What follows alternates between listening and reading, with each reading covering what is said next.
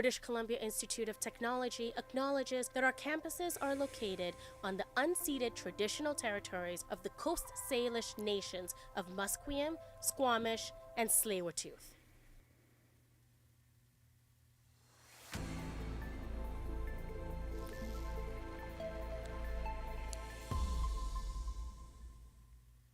Good afternoon to you, and welcome to the show.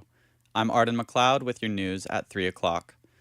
In local news, Vancouver City Council will vote on the city's 2026 operating budget proposed by Mayor Ken Sim. The budget, coined Zero Means Zero, would freeze property taxes in Vancouver. Those savings need to be made up elsewhere, and rate increases to utility fees, parking, and developments would take effect if the budget is approved. Cuts to community services, arts, sustainability, and more are also expected.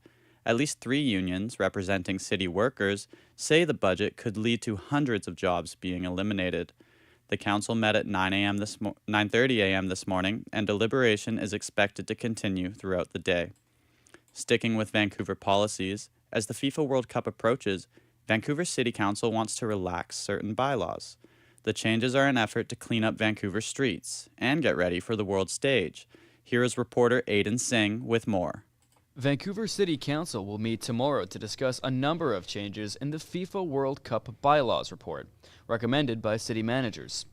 Rules about temporary signage, graffiti removal, noise complaints, and street vendors may be tweaked or altered to create a better environment for tourists and spectators alike. Similar reports were accepted by the council for other major events in the past, such as the 2010 Winter Olympics and Expo 86. The amendments also have an expiration date, only set to last from May to July 2026. Aiden Singh, BCIT News. And moving on to provincial news, changes to BC's Mental Health Act, which take effect today, alleviate legal issues that may concern healthcare workers providing involuntary care. BC Premier David Eby says the changes are designed to protect healthcare workers who deliver care to patients held under the law. That this is not a section that does anything other than provide those frontline healthcare workers with the legal support that they are required to do their job and know that they are supported by government and the public. The Council of Canadians with Disabilities previously challenged the section of the Mental Health Act that outlines involuntary care, which states that patients are deemed to have given consent to various types of treatment if they meet conditions for involuntary care. Eby says the changes to the Mental Health Act will not impact the decision-making process or the care of patients receiving it involuntarily. BC continues to struggle with retaining nurses. Young workers say the day-to-day emotional load of the job is part of the strain. Quinlan Curry has more. BC still has more than 5,000 nursing vacancies, and new data show safety concerns remain high across healthcare. For young nurses, those pressures show up early.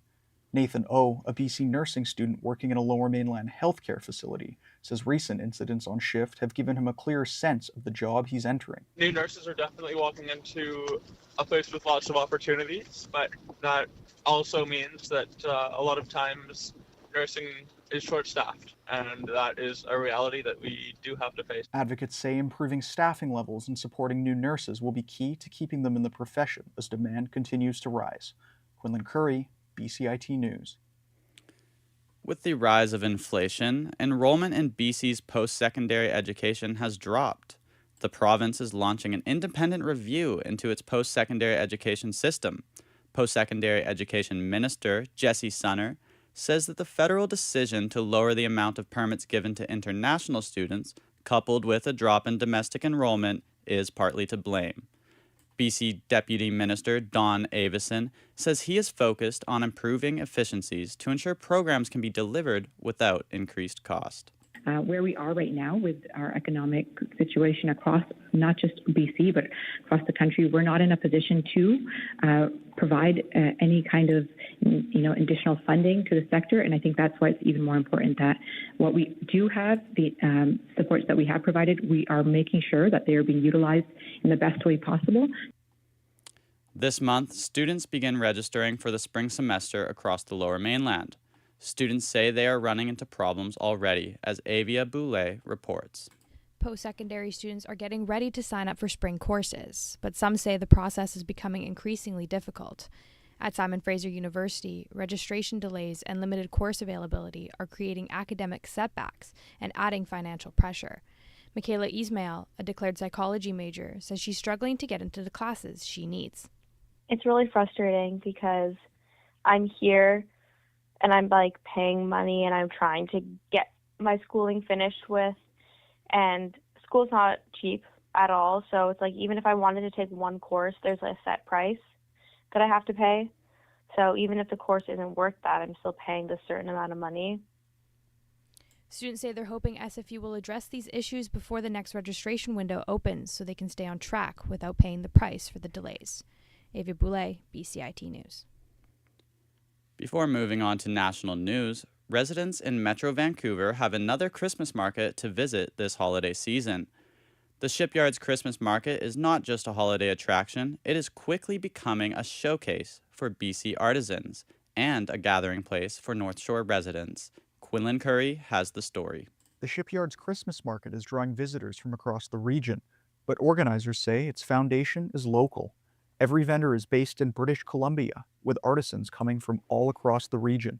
CEO John Van Rij says that the focus is central to the market's identity. We go out during the summer to find artisans that are on the island, on the Sunshine Coast. We have people participating from the Okanagan. And I would say that the vast majority of products that you can buy in our market are all locally made. He says the best part is seeing neighbors meet, families linger, and the waterfront turn into a true winter gathering place.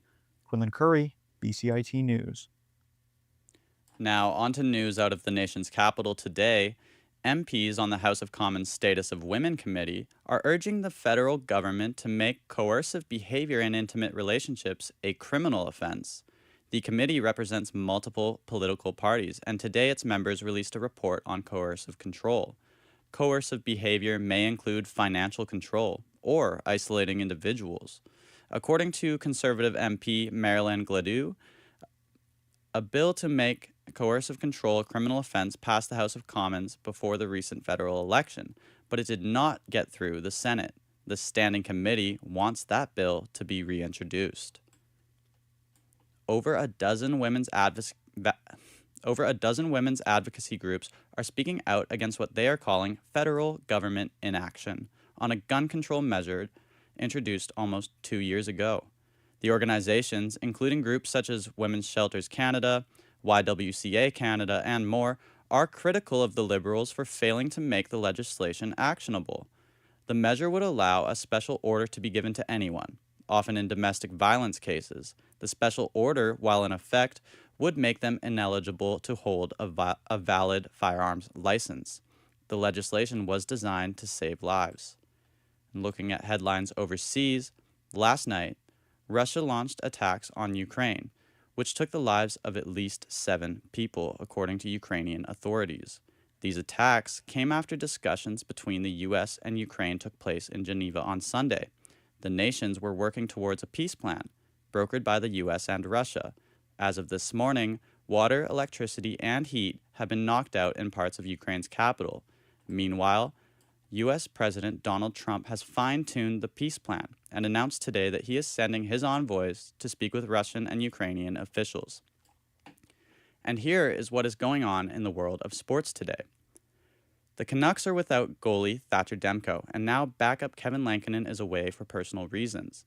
The club had to recall both of its AHL goalies, Jiri Patera and Nikita Tolopilo, who will guard the net on the Canucks' 3-game road trip. After the 5-2 loss to the Calgary Flames, Vancouver finds itself with one of the worst records in the NHL. As American Thanksgiving approaches, which is typically a benchmark in the regular season, the Canucks are reportedly considering becoming sellers by the deadline. The team's road trip begins on Wednesday against the Anaheim Ducks. Canada's most successful Olympian, swimmer Penny Oleksiak, has accepted a 2-year ban from competition. The ban is due to Oleksiak failing the World Anti-Doping Agency's, or WADA, whereabouts checks 3 times. Athlete whereabouts checks are part of the WADA's drug testing program. Selected athletes must provide the organization with a daily 1-hour window of availability, 90 days in advance, to be tested. These whereabouts checks are failed when an athlete submits late, inaccurate, or incomplete whereabouts that lead them to be unavailable for testing. Oleksiak says that the matter does not involve any substances. She says that she is now and has always been a clean athlete. No further comment was provided by Oleksiak. The 2026 World Cup draw next week will reward the 4 highest-ranked teams: Spain, Argentina, France, and England. Those 4 teams will be placed in separate sections of a new tennis-style tournament bracket. FIFA says the top 4 teams in the latest men's rankings can avoid each other until the semifinals, held in the US, Canada, and Mexico. They would avoid each other if they finish atop their respective round-robin groups. FIFA's draw ceremony will be held on December 5th, when Canada and the 47 nations will find out which nations they play in the group stage. Donald Trump is expected to attend the draw ceremony at the Kennedy Center in Washington. After defeating Los Angeles in the Western Conference semifinals last weekend, the Vancouver Whitecaps of the MLS are set to kick off against San Diego FC in the conference finals. San Diego FC finished the regular season as the best team in the MLS Western Conference. The Whitecaps will travel to San Diego to compete for a spot in the finals. Mark your calendars for November 29th, 6 p.m. As one of the newest teams in the PWHL, the Vancouver Golden Eyes already have rivalries heating up. During the expansion draft, Vancouver selected defender from Ottawa, Ashton Bell, and following that, Vancouver went back to Ottawa's cupboards, taking goalie Emirates Mashmeyer. The Golden Eyes also signed Teresa Vanisova, former Ottawa Charge forward, in free agency, and this Wednesday, the 2 teams will face off at the TD Centre in Ottawa. And moving on to weather forecast for Vancouver, the city's bracing for rain to come and go throughout the day. I'm Arden McLeod. This has been your news at 3 o'clock.